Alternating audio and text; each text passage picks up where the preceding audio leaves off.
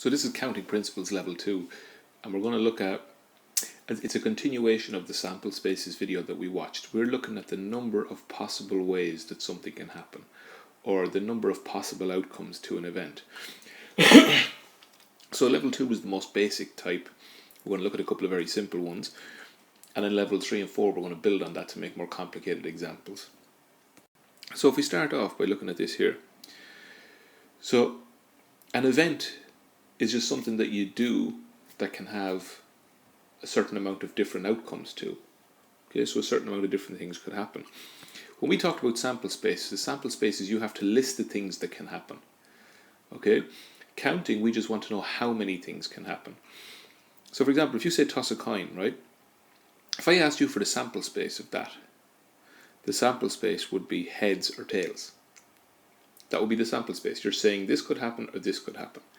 Now, in this case here, how many outcomes are there? That's a different question. You're not being asked the exact same thing. Okay, how many outcomes if you toss a coin? There's 2.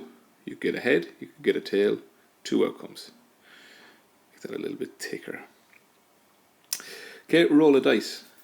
Again, the sample space, you would have to say that the sample space is 1, 2, 3, 4, 5 or 6. They're the possible outcomes you get to roll a dice. How many outcomes are there? 6. Okay. Choose a card from a deck. Sample space would be you can get the 2 of hearts, the 2 of diamonds, the 2 of clubs, the 2 of spades, the 3 of hearts, the 3 of diamonds, and so on. Okay. They're the list of all the things that could come out, but how many things could come out? 52. There's 52 cards in a deck.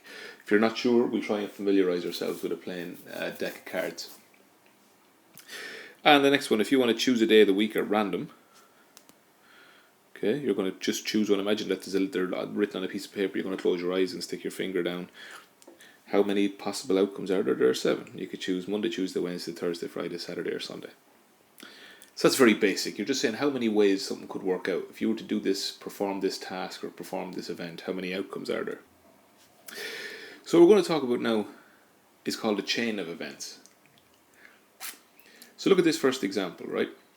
A restaurant offers the following lunch menu. You starter, you have soup or pasta, and for main course you have chicken, beef, or lamb. So how many possible meals are available? The reason I call this a chain of events is because you have different things to decide on. You have first to decide on your starter, then you decide on your main course. So it's like a chain. You do this and then you do this. Alright, and you'll see that they connect. So for example, imagine I'm going to choose a meal. How many different ways could I do it? How many different possible meals are there? Well, imagine I'm going to choose soup for my starter. Well, if I choose soup, I could have chicken for my main course, I could have beef, or I could have lamb. Okay, so there's 3 possible meals. Right? What if I choose pasta for my main course?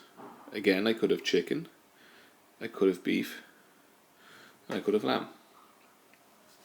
So, what have I got? How many possible meals could I have? I could have this here, which is soup and chicken, soup and beef, soup and lamb. There's 3. I could have pasta and chicken, pasta and beef, pasta and lamb. 3 more. Total, how many? 6. But there's an easier way to do it. You look at your chain of events, right? So we first had to choose a starter, and then we had to choose a main course. How many options did I have for my starter? Well, I had pasta or soup. 2 choices. How many choices did I have for my main course? 3. 2 times 3 is equal to 6. So without having to make up this big chart, which I just did here, and list them all out and do, well, this plus this and this and this and this and this, you don't have to do that at all. You look, how many options do I have for the first thing? How many options do I have for the second thing? Multiply them. It's a chain of events. Okay? Let's look. So, when you see these questions, you just have to think of the choices you have to make and the options that you have for each choice, and you multiply them. So if we look at this here, a shop offers the home jersey, the away jersey, and the goalkeeper jersey of Barca, Real Madrid and Atletico Madrid. How many options have you got in total? Well, you can count them up. but we can use our chain of events thing. So here we have the decisions that we have to make. We're going to choose team, and we're going to choose a jersey. And what I mean by a jersey, we're going to choose either the home, away, or goalkeeper. Okay, so look, we're going to choose a team, and then when we have our team decided, we're going to choose which jersey we want, the goalkeeper jersey, the home, or the away. So we look at that for team. How many choices have we got? 3. We've Barca, Real, or Atletico. And then we choose our team, we decide which one of the jerseys do we want. We've 3 options there as well, so it's 9. And if you think about it, you can have the Barca home, away, or goalie, that's 3. Real home, away, or goalie, that's 3. Atletico home, away, or goalie, that's 3 more. Total 9. Okay? So the chain of multiplications in this case, I'm showing that I have 3 times 3. I have 3 choices for this, I have 3 choices for this. Okay, so that's the way I want you to do it. I want you to write down the things you're choosing and how many options you have for each choice. So they're easy. So here's some practice problems for you. So you can calculate the number of possible outcomes for each event and show the chain of multiplication. So just let me go. So in the first one, it's similar. You have soup for starter, you have salad, and you have cannelloni. Main course, you have chicken, pork, lamb, or vegetarian.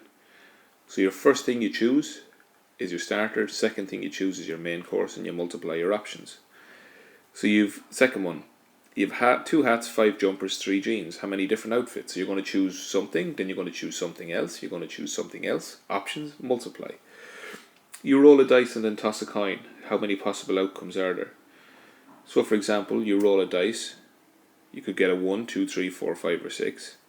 Okay, so your options for the dice, and then you look at how many options have you got for the coin, and you multiply them. And finally, you choose a 3-digit code for your locker. How many different codes are possible? So think you're going to choose a number for the first position, you're going to choose a number for the second, and a number for the third. Okay? Pretty straightforward, I think, so have a go at that.